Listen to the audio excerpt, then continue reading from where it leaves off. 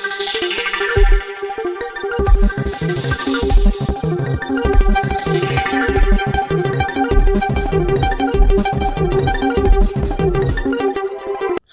है आप सभी का एक बार फिर से। कांग्रेस के पूर्व अध्यक्ष राहुल गांधी की भारत जोड़ो न्याय यात्रा इन दिनों असम में है। इस दौरान उन्होंने नए 5 स्तंभों का उल्लेख किया और अपनी यात्रा के पीछे के विचारों स्पष्ट किए।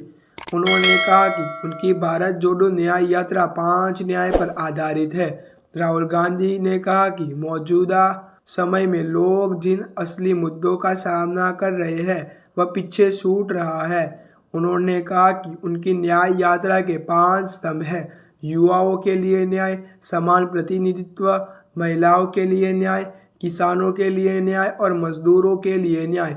उन्होंने कहा कि आने वाले दिनों में कांग्रेस पार्टी इन स्तंभों को मजबूत करने के लिए कई कार्यक्रम करेगी।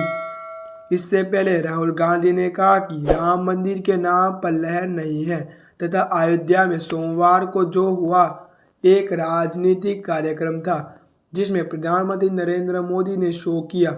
उन्होंने कहा कि असम में उनकी भारत जोड़ो न्याय यात्रा में अवरोध पैदा करने का जितना प्रयास किया जा रहा है उससे उनकी यात्रा को उतना ही प्रचार मिल रहा है। राहुल गांधी का कहना था कि मुख्यमंत्री हेमंत बिश्वा शर्मा के धमकाने वाले कदमों से वह डरने वाले नहीं है। यह पूछे जाने पर कि राम लहर का मुकाबला करने के लिए उनके पास क्या योजना है तो कांग्रेस नेता ने कहा, ऐसी कोई बात नहीं है कि लहर है। यह भाजपा का राजनीतिक कार्यक्रम था। नरेंद्र मोदी जी ने फंक्शन किया, शो किया, वो सब ठीक है, अच्छी बात है, लेकिन हम स्पष्ट है कि देश को मजबूत बनाने के लिए 5 न्याय की योजना हमारे पास है। यह हम आपके सामने रखेंगे। इस सवाल पर कि क्या वह यात्रा के दौरान अयोध्या जाकर राम मंदिर का दर्शन करेंगे तो राहुल गांधी ने कहा कि फिलहाल वह यात्रा मार्ग का अनुसरण करेंगे। पार्टी की ओर से तय यात्रा मार्ग में अयोध्या शामिल नहीं है। प्रधानमंत्री मोदी की अगुवाई में सोमवार को अयोध्या के मंदिर में रामलला की नई मूर्ति की प्राण प्रतिष्ठा की गई।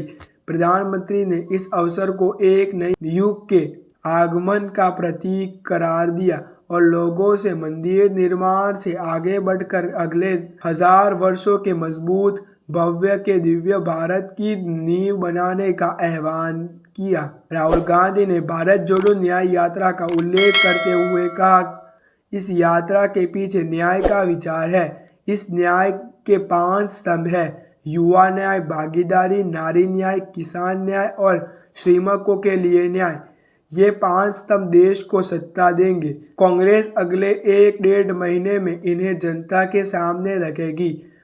कांग्रेस पूर्व अध्यक्ष ने प्रधानमंत्री पद के उम्मीदवार से जुड़े सवाल पर कहा कि विपक्षी गठबंधन इंडिया चुनाव के बाद इस बारे में चर्चा कर कोई निर्णय लेगी। उनका कहना था, एक तरफ नरेंद्र मोदी और आरएसएस है और दूसरी तरफ इंडिया का विचारधारा है। एक सोच है, इंडिया के पास देश का 60% वोट है। असम में कुछ जगहों पर यात्रा के अवरोध से जुड़े सवालों पर उन्होंने चुटकी लेते हुए कहा, असम के मुख्यमंत्री जो कर रहे हैं उससे यात्रा को फायदा हो रहा है। जो प्रचार हमें नहीं मिलता वो मिल रहा है, उसमें असम के मुख्यमंत्री और शायद उनके पीछे अमित शाह हमारी मदद कर रहे हैं।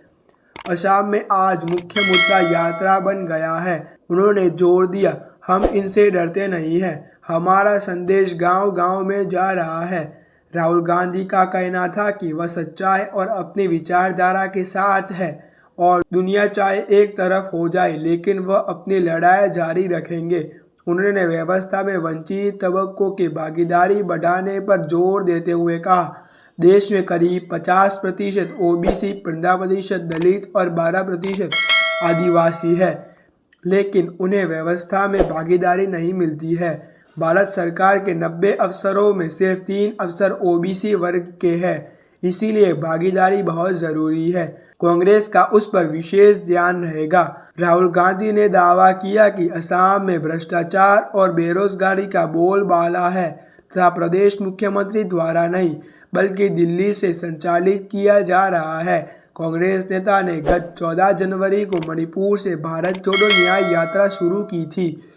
यह पूर्वोत्तर के कई राज्यों में होते हुए इन दिनों असम में है। यात्रा का समापन 20 या 21 मार्च को मुंबई में होगा।